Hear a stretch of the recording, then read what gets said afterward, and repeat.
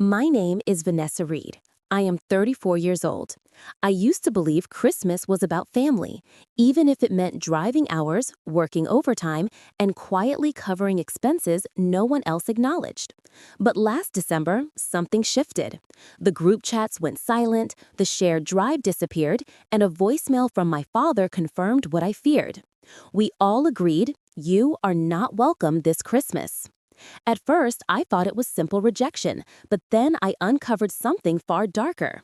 They had been planning my erasure long before that night. While I was the one paying every utility bill, every mortgage payment, every cost that kept their celebrations possible. And when I discovered what they said about me when they thought I was not listening, the decision I made shook the very foundation of the home they celebrated in. This is not just a story about being excluded. It is a story about what happens when silence becomes evidence. When a family that thought they could erase you suddenly faces the weight of what you carried alone. Stay with me because by the end, you will understand how one quiet decision changed everything they believed they controlled. I did not know it yet, but the proof of everything I suspected was already waiting, hidden in the places I checked every day. It was a Wednesday morning in early December, cold enough that the windows in my apartment in Raleigh carried a thin layer of frost. I sat at the kitchen table with a mug of tea cooling too quickly, my laptop open, waiting for something I already knew deep down would not arrive.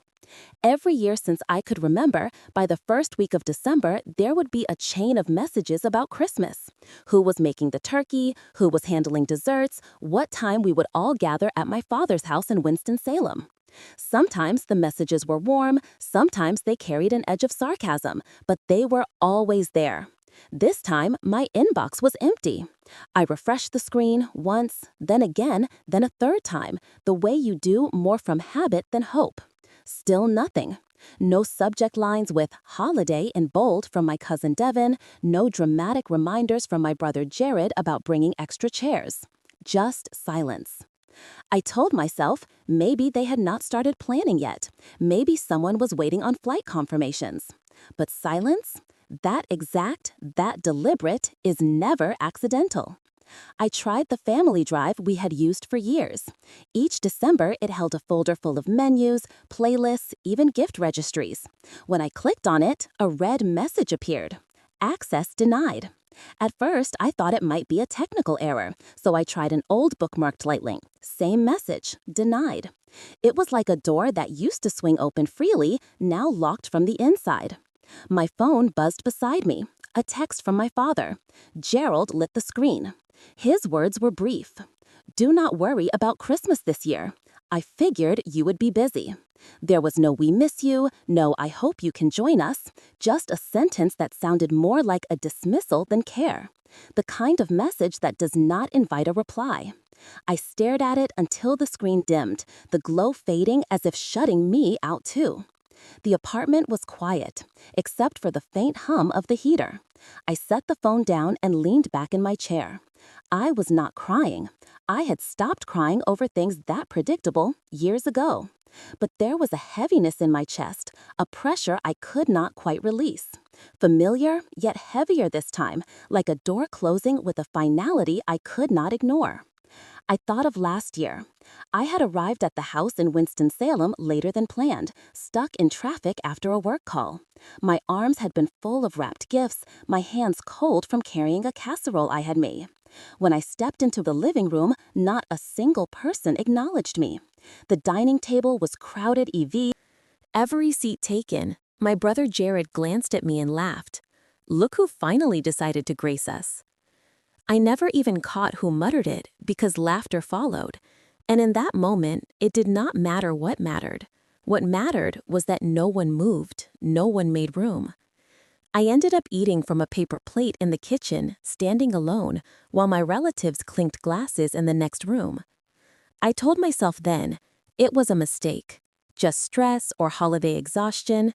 Families forget things, right? They forget you do not eat shellfish, or that you always bring the cranberry sauce. No one admits to loving, but everyone finishes. I let it go. But now, sitting in my apartment with that text burning in my pocket, it did not feel like a mistake. It felt orchestrated, like a vote had been taken and my name struck from the list. The tea had gone cold. I poured it into the sink and watched the amber swirl disappear. Outside, the street was bright with neighbors hanging lights, the sound of children shouting as they ran between yards. Inside, the air felt heavy. I closed the laptop, not because there was nothing more to search, but because I already knew what I would not find.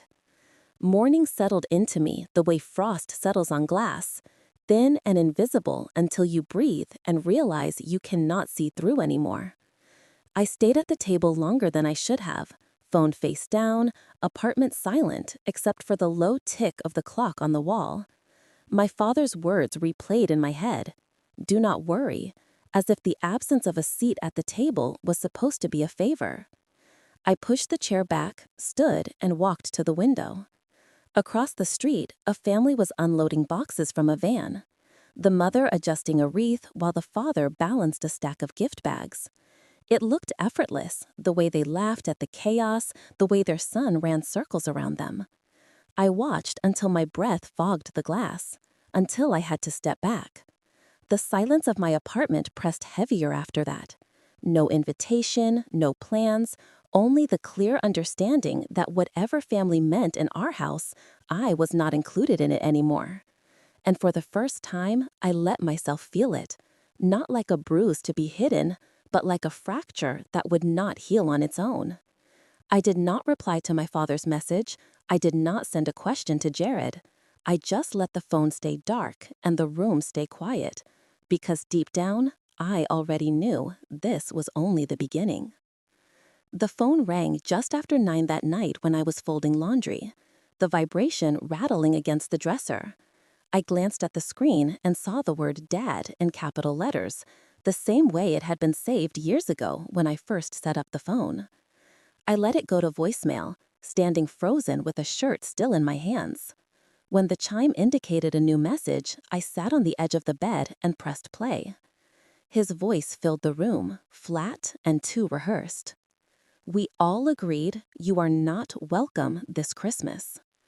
There was no hesitation, no sadness, no attempts to soften the words. It sounded less like a father struggling with a choice and more like a corporate decision handed down without appeal. I sat very still, my thumb hovering above the screen. The message replayed once, then again, the same measured tone. By the second replay, I was saving it, my finger steady even as my stomach nodded.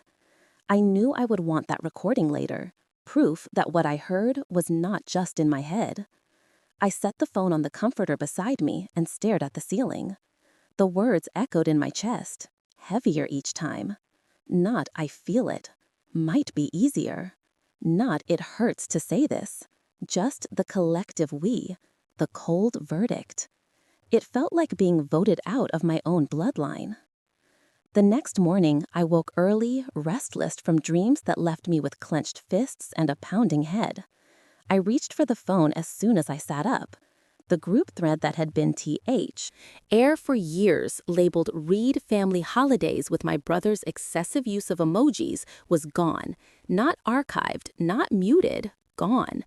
I scrolled through the other conversations searching for remnants, but it was as if I had been lifted clean out of their digital lives.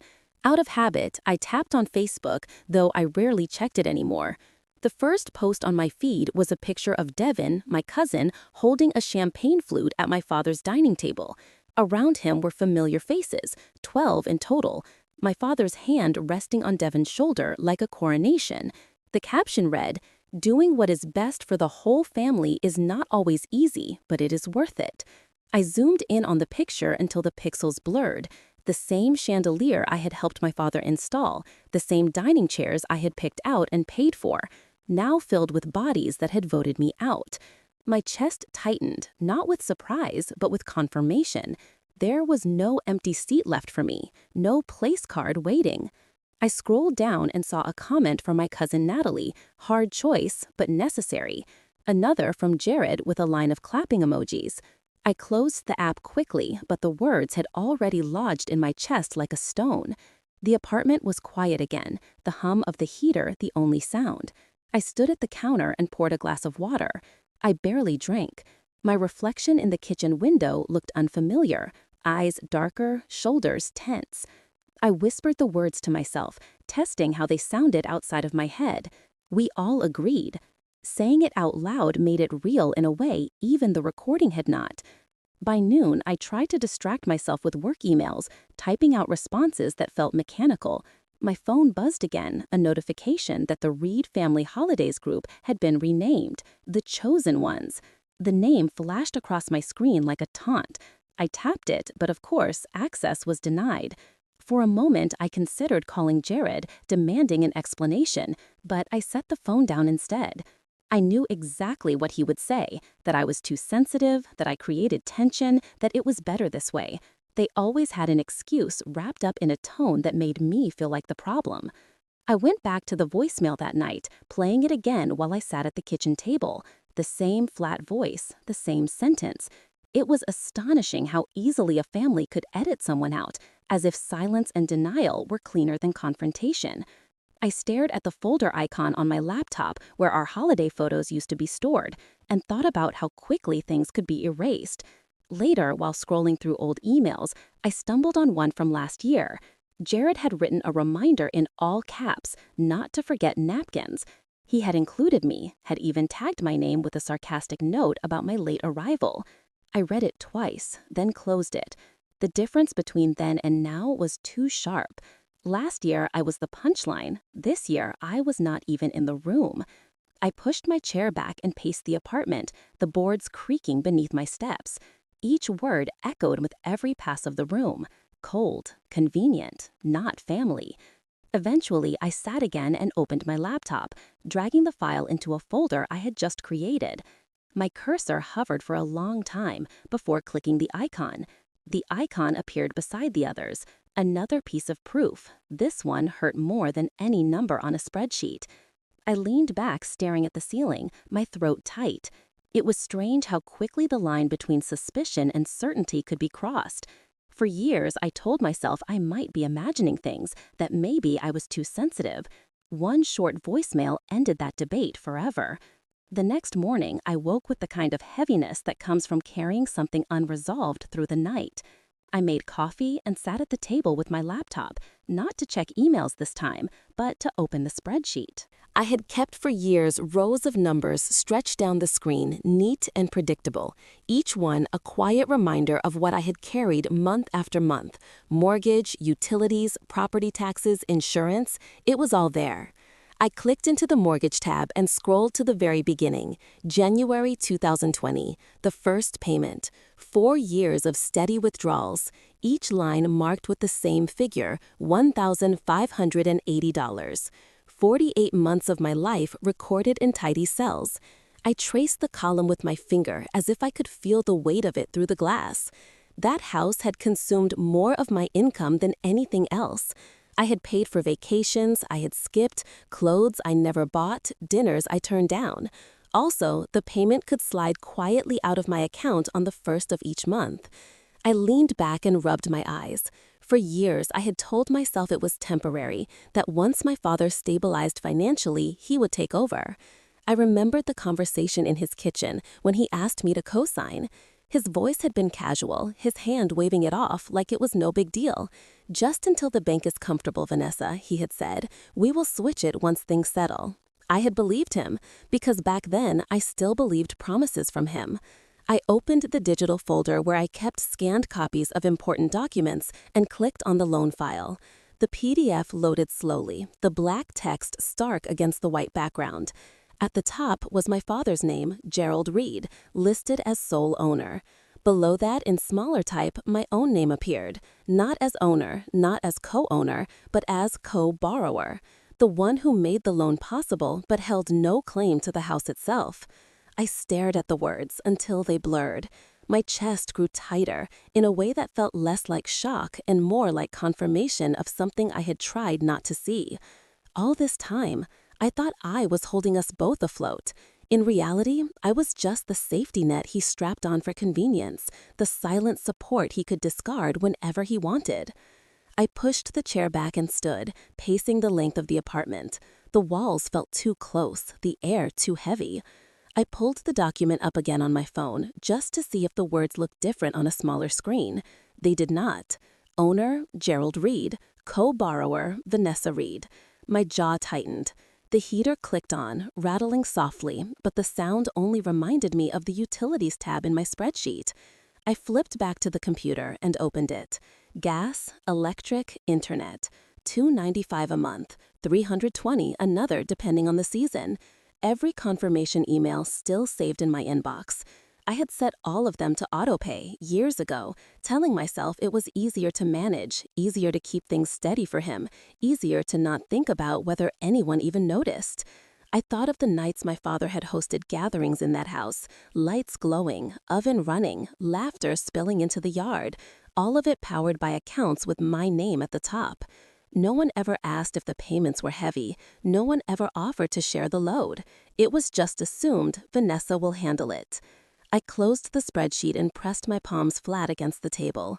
My reflection in the dark laptop looked unfamiliar, harder somehow. The numbers had always been neat, but now they felt like chains. Every dollar tied to a memory I was not even allowed to sit at the table for. I walked to the kitchen counter and pulled a folder from the drawer, the one where I kept physical copies of certain documents I never trusted entirely to the cloud. The paper was crisp, the notary stamp sharp against the corner. I read the language again, each legal phrase another nail locking me into responsibility without recognition. Anger rose in me, sharp and sudden, then drained into something colder, claret. I had been paying for a house I would never call mine, keeping warm rooms for people who laughed at me from the dining table, feeding a system that had no seat reserved for me. I set the folder down and pressed the lid closed. The apartment was silent again, but this time the silence carried a different edge. It was not emptiness, it was awareness. I made another cup of coffee, though I barely drank the first. The steam curled upward, and I let it blur my vision for a moment before setting the mug aside. I opened a new folder on my laptop and typed 2 words into the name bar: frozen accounts. My fingers hovered for a moment, then pressed enter.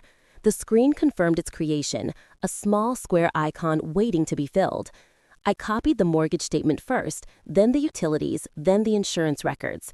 One by one, they slid into the folder like puzzle pieces fitting into place. Each file another reminder that I had not imagined the weight, that it was real, recorded, undeniable. By the time I closed the laptop, the light outside had shifted, the late afternoon sun washing the room in a pale glow. I stood at the window again, watching a delivery truck pull into the neighbor's driveway, the driver carrying boxes wrapped in festive tape. A child clapped from the porch. The sound carried up faintly through the cold air. I stayed there until the truck left, the porch lights flicking on, their house glowing warm against the evening.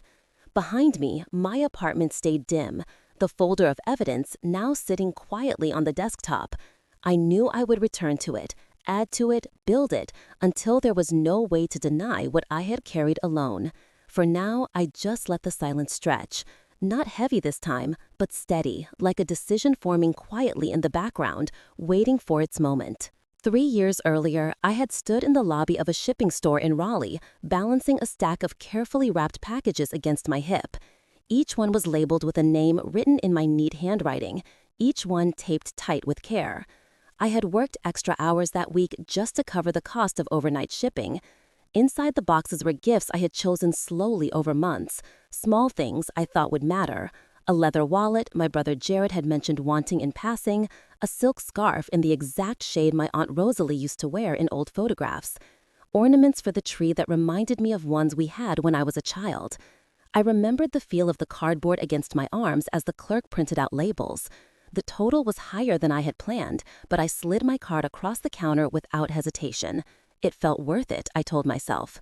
That when those gifts arrived in Winston-Salem, my father and brother would smile and maybe, just maybe, remember that I was part of this family, even from a distance. A few days later, I sat at my desk during lunch, scrolling through Facebook. The first picture that appeared was my father's living room crowded with relatives, wrapping paper scattered across the rug. I zoomed in quickly, searching for the gifts I had sent. They were there, the wallet on Jared's wrist, the scarf draped across my aunt's shoulders, the ornaments hanging from the tree. My chest warmed for a moment until I read the caption, "From all of us." I read it again, slower this time, waiting for my name. But there was nothing. My brother had written the caption claiming the gifts as a collective effort, as if I had been folded into a nameless group. Relatives commented with hearts and thank yous, no one asking who had picked the gifts, who had sent them overnight, who had stayed late at work to pay for them. My name did not appear anywhere. I sat there in the break room with the phone heavy in my hand. Around me, coworkers chatted about holiday travel plans, but I only heard the echo of my own thoughts. How quickly a person can be erased, how easily gratitude can be repackaged until you become invisible. It had not just been that Christmas, birthdays, passed the same way. The cake for my cousin Natalie had been ordered with my card, but the photos online thanked the family. Decorations I had bought appeared in pictures tagged as teamwork. Every effort I made was swallowed whole, renamed, reassigned. I told myself back then that it did not matter, that gifts were meant to be given without recognition. But sitting in my apartment now, staring at the glow of my laptop, I knew better. It had mattered. It mattered because the pattern was too clean. My presence was never acknowledged, but my money, my effort, my time, those were always welcome. I opened the frozen accounts folder again. The mortgage and utilities files were already there. Now I began pulling receipts from old emails, screenshots of online orders, shipping confirmations. I copied the photo of Jared wearing the watch, the one he had captioned as though it came from everyone. I dragged them into the folder, one by one. Evidence, not for anyone else, but for myself, so that when I doubted, I would remember I had not imagined it. The folder grew, small icons stacking neatly into rows, each one a record of how my name had been removed, but my effort remained. I scrolled through them slowly, my chest tightening as memories flickered. The scarf around my aunt's shoulders praised in comments as if it had appeared from thin air. The ornaments shining on the tree that no one admitted came from me. I sat back in my temples. My apartment was quiet. The only light, the blue glow from the screen. Outside, laughter carried faintly from a neighbor's apartment where music played. I thought of the laughter in my father's house that year, the way they had toasted around the tree, my gifts in their hands, my name absent. The silence inside pressed against me. But this time, I did not feel crushed by it. Instead, it sharpened something.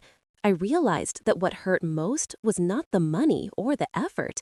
It was the rewriting of memory. The way a family could cut your name out of the picture and still keep the pieces you had given. I highlighted the files in the frozen accounts folder and created a subfolder titled Erased. My hands trembled slightly as I dragged the photos and receipts inside. It felt like carving space for the truth, a place where my contributions could not be stolen or mislabeled. When I closed the laptop, the room was dark, except for the faint light of the street lamps filtering through the blinds. I leaned back in the chair and let out a breath I had been holding too long. The evidence was saved, the memories cataloged. For the first time, I felt the faint outline of control. Fragile, but real, like the first crack in ice before it splits wide open. The following morning, the first vibration on my phone came before I even made coffee. I picked it up expecting a work notification, but the screen showed Natalie's name. My cousin had never been one for casual conversation outside family events, so the short message startled me more than I expected. Everything feels easier without you around. I read it once, then again, waiting for my brain to catch up. There was no greeting, no buffer, just that one line, bare and sharp.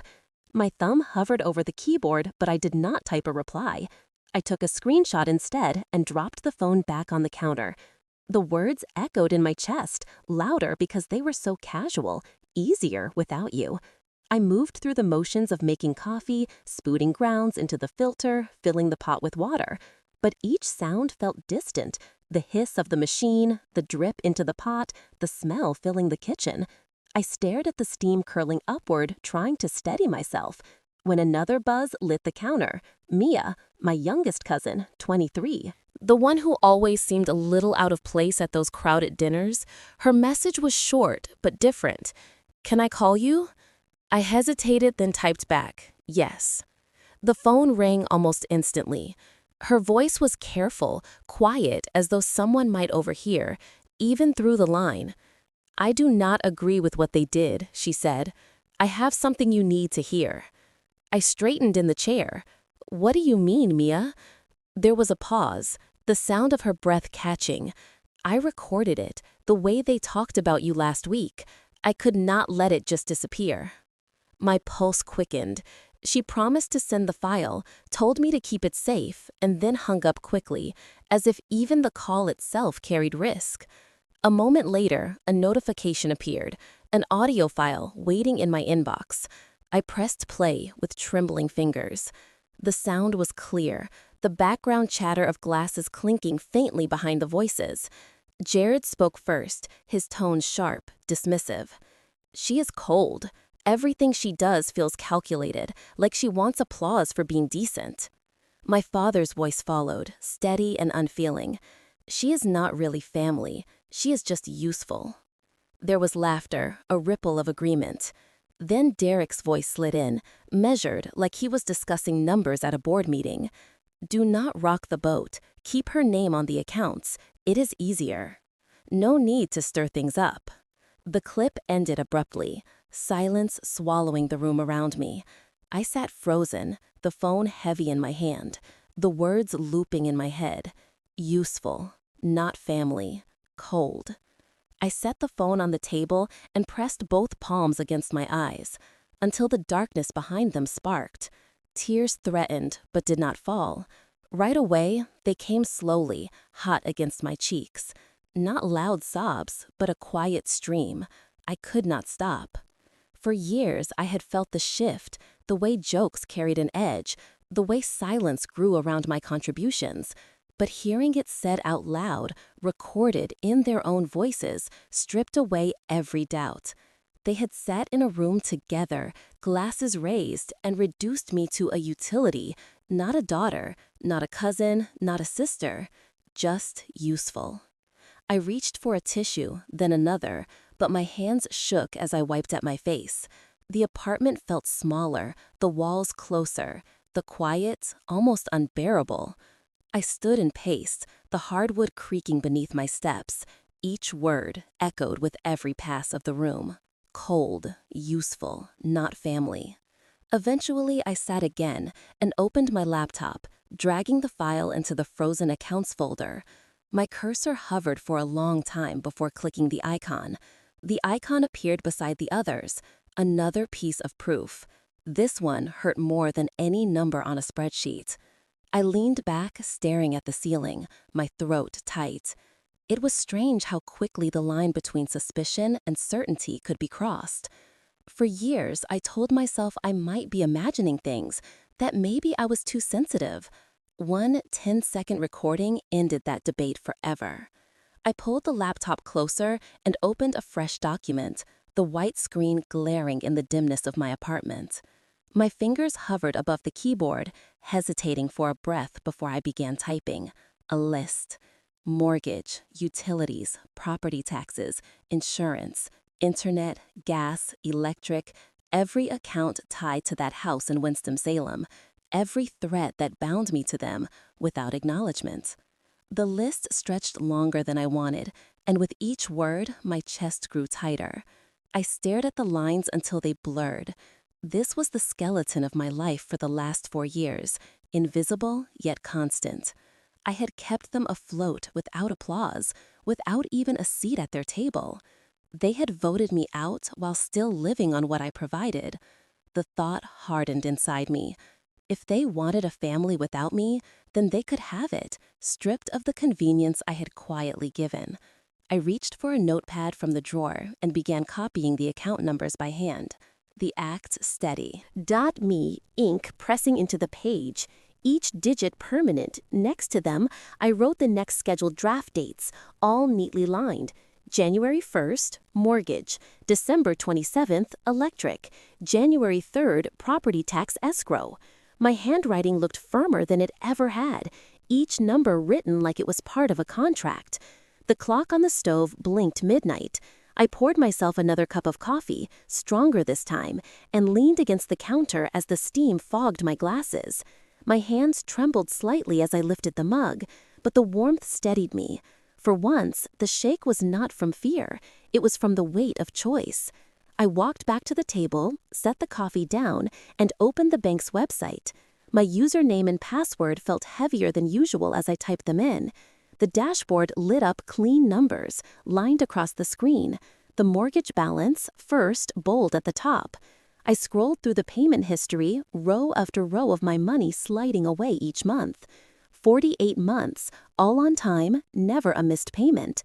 At the bottom of the page, a small button waited. Options. My cursor hovered, the drop-down opened with simple commands. Pause, freeze, cancel autopay. The words looked clinical, almost harmless. I sat there for a long moment, breathing slowly, feeling the heat of the coffee against my palm. I pressed the screen. Your request to freeze this account has been submitted. A small green checkmark blinked. I let out a breath. I had not realized I was holding it. It was done. I set the phone down gently as though the action itself carried ceremony. The silence in the apartment changed. It was no longer heavy with loneliness. It was sharp, decisive. The hum of the refrigerator sounded different, like a metronome keeping time with a new rhythm. I turned back to the laptop, opened another tab, and logged into the electric company. The balance was 0, thanks to autopay, but the account details still showed my name at the top. I clicked Manage. The same option appeared, Suspend. Then, saved a screenshot first, dragging it into evidence. Then, I pressed the button. A confirmation email arrived instantly. Service scheduled to end December 24th at 6 p.m. I smiled without meaning to. Gas and internet followed, each one frozen, each confirmation saved. I typed out notes in the notepad beside me, time-stamped, account numbers circled. My handwriting steadied more with each entry. This was not chaos, it was clean. By 3 in the morning, I had finished. Every account was locked, suspended, or scheduled to cut off. The folder on my desktop brimmed with proof. My shoulders ached from hunching over, but the fatigue felt different. It felt earned. I leaned back in the chair and let my eyes rest on the word frozen accounts printed across the folder icon. The irony almost made me laugh. They had erased me from their Christmas, scrubbed me from chats and photos, but now I had erased their safety net, the quiet machine that kept their house glowing and warm. Christmas Eve arrived with a brittle sky, the kind that holds its cold high in the air and lets it sink into the ground. I woke late that morning, stretched across the couch with the blanket tangled around my legs. My phone buzzed on the table beside me, with reminders from the frozen accounts, confirmation emails stamped with dates and times. I skimmed each one, then tucked the phone back face down. Everything was in motion now. The day passed quietly. I cooked myself eggs, toasted bread, and made tea. I walked to the corner store for milk, the sidewalks nearly empty. Most people already home, preparing for their celebrations. My own apartment stayed still. No decorations, no tree, no gifts stacked in a corner. I had stopped pretending. By evening, I sat with the book in my lap, though I barely read the words. My phone buzzed once, then again. At first, I ignored it, but the sound repeated. Ages stacking quickly. I leaned forward and picked it up. The screen lit with a flood of texts, each one from cousins, still at my father's house in Winston-Salem. The first said, "Power just went out." The next came seconds later. "Everything is dark. Dad is yelling." Another followed, "Catering tried to run the card and it was declined. No one can pay." I stared at the words, the corners of my mouth tightening, though I did not smile. I scrolled as more arrived. Guests, confused, people lighting candles. Devin posted in a group chat asking if anyone had extra flashlights. The image formed in my mind too clearly. The crowded dining room gone dark, the turkey cooling in silence, voices rising as panic spread. A new message popped up, this one from Jared. "Did you do this?" I let the phone rest in my hand, my thumb brushing the edge of the screen. I did not type anything back. I did not need to. Another wave of texts followed, faster now. Dad called Duke Energy. They told him the account is inactive. Dad is shouting at customer service, saying it must be a mistake. Then the next one, sharper. The representative told him the primary holder froze the account. The words settled into me, colder than I expected. This account has been frozen by the primary holder. A line spoken by some stranger in a call center, but in my mind, I could hear it drop into the room like a gavel. I pictured my father standing in his kitchen, cordless phone pressed to his ear, face stiff as the words sank in. Derek shifting uncomfortably at his side, realizing what it meant. Jared pacing, his voice shrill, trying to find someone else to blame. Guests whispering, coats being pulled from the rack, the warmth of the house dissolving into shadows. Another message came from Natalie. People are leaving. Half the table already walked out. Dad looks like he is about to collapse. I set the phone on the coffee table, screen up this time, and watched the messages roll across it like ticker tape, each one a snapshot of the unraveling. Kids crying because the lights would not turn back on, my uncle trying to start the gas fireplace but failing, someone's dessert order canceled because the card bounced. In the distance outside my window, the faint sound of car horns echoed from the highway, people heading to their own celebrations. I leaned back, the phone still lighting up with panic. My apartment glowed soft with the single lamp by the couch. The contrast felt almost unreal. Their chaos, my calm. At 6:35, Jared's name appeared again. Answer me, this is your fault. I let the notification fade. A few minutes later, another text arrived, this time from Mia. Quiet as always. They know it was you. No one is saying it out loud, but they know. I picked the phone up, read it twice, then placed it down again.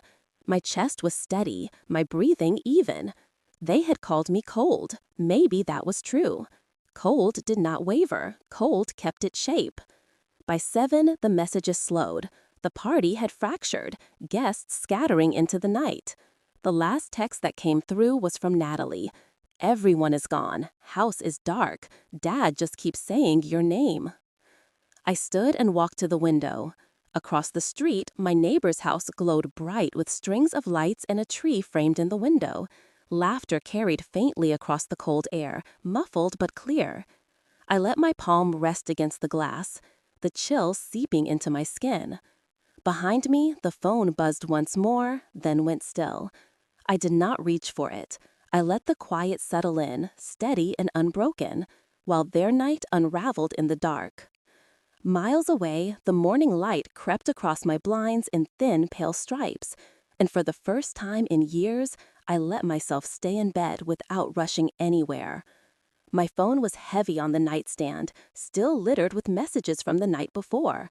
I scrolled through them lazily, rereading the panic I had already memorized. A new notification blinked at the top. It was a news alert from the Winston-Salem Journal. I tapped it open and the headline pulled me upright. Gerald Reed steps down as host of annual community Thanksgiving potluck. The article was short, almost clipped. The community board had released a statement thanking the community but announcing a change of leadership due to inconsistencies regarding donor contributions. My father's name was missing from the list of acknowledgments. I read it twice, my pulse slow and steady. They had not printed my name, but they had carved his out. An hour later, my phone rang with a number I recognized from years ago. Rachel Cooper, a journalist I had once worked with during a fundraiser campaign. Her voice was brisk but cautious. I have received documentation about financial support for the Reed property. Can you confirm the authenticity? I walked to the kitchen, poured coffee into a mug, and leaned against the counter. Yes, I said, every receipt is mine. The payments, the utilities, the mortgage, all of it. Rachel paused, then asked if I wanted to go on record. I told her no. I had no interest in a spotlight. I only wanted the truth to breathe. She thanked me and promised accuracy in her coverage. The call ended with the faint click of her keyboard, already typing. By noon, the community board's website had been scrubbed. Photos from the event disappeared. My father's name vanished from every page that once praised him as a benefactor. In its place was silence, a glaring gap where his reputation used to sit. I sat back on the couch with my laptop resting against my knees, scrolling through the changes. There was a strange satisfaction in watching his carefully polished image unravel so publicly. He had built his life on appearances, on hosting dinners that looked generous, while the weight of it rested on me. Now the mask had slipped and the world could see the hollow underneath. The messages from my cousins kept coming. Jarrett wrote in all caps, demanding to know what I had sent. Natalie accused me of destroying the family name. Devin said nothing, just sent an image of the darkened house with candles glowing weakly in the windows. Mia texted quietly, "They are panicking. They blame each other." Later that afternoon, another call came, this one from an unfamiliar number. The man on the line introduced himself as a compliance officer for the firm where Derek worked. His voice was clipped, professional. "We have received an audio file regarding Mr. Reed's comments on documentation practices. Effective immediately, he has been placed on administrative leave while we review." I murmured acknowledgement, gave no extra detail, and let him hang up. The room was silent again, except for the hum of the heater. I imagined Derek sitting in his office, blinds drawn, his supervisor playing back the recording of his voice. "Do not rock the boat. Keep her name on the accounts. It is easier. No need to stir things up." The irony struck deep. For years, he had dismissed me with those exact words, smooth and calculated, as though reducing me to paperwork was harmless.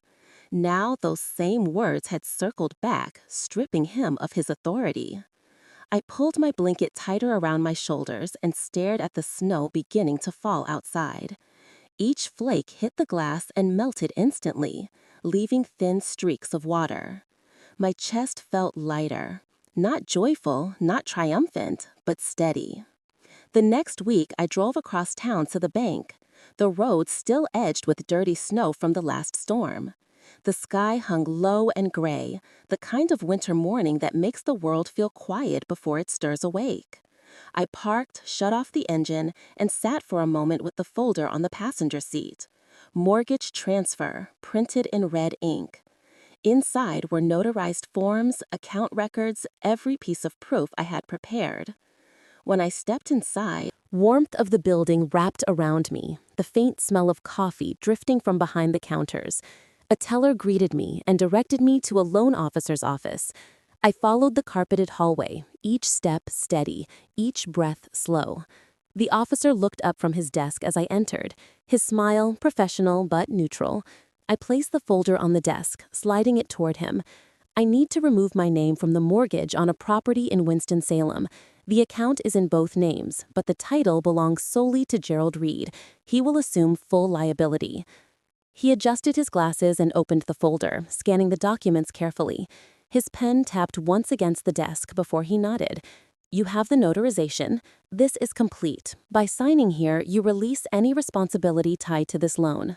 I took the pen, the weight of it firm between my fingers, and signed my name one last time.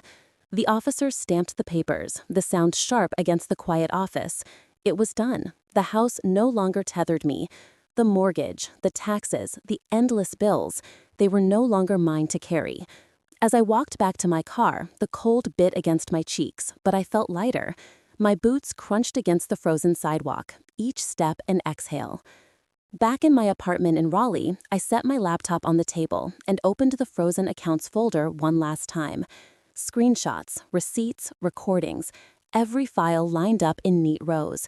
For months, it had been my shield, my record of survival. I scrolled slowly, then closed the lid. It was not a weapon anymore. It was a period at the end of a long sentence. I made myself coffee, the familiar sound of the machine filling the room. The smell drifted warm through the air as I settled by the window, mug cupped between my hands. Outside, the snow had begun again, flakes drifting soft and steady, coating the street in white. The world looked quiet, almost new. I whispered the words out loud, not for anyone else, but for myself. I did not destroy them. I only stopped giving them access to my sacrifice. The truth landed like a stone, dropped into still water, rippling out, but settling steady. For years, I had believed that love meant giving without end, that loyalty meant silence, even when it cut deep. But sitting in that small apartment, watching snow fall across Raleigh, I finally understood. Walking away was not cruelty, it was survival. My phone sat on the table, dark and silent. No new messages, no threats, no pleas. And I did not reach for it. Instead, I took another sip of coffee and let the warmth fill me, a reminder that peace could be this simple. If you have ever carried a family that refused to see you, if you have ever poured yourself into people who only called you useful, I hope you hear this. You are not weak for walking away. You are not cruel for choosing yourself. Sometimes the strongest thing you can do is freeze the access to your sacrifice and step back into the light of your own life. I want to hear from you. Have you ever had to choose peace over obligation, or walk away from a table that no longer had a seat for you? Share your story in the comments. Tell me where you are watching from, and if this story touched something in you. Make sure to subscribe so you do not miss the next one. There are more stories ahead, more voices to be heard, and more truths we are finally ready to tell.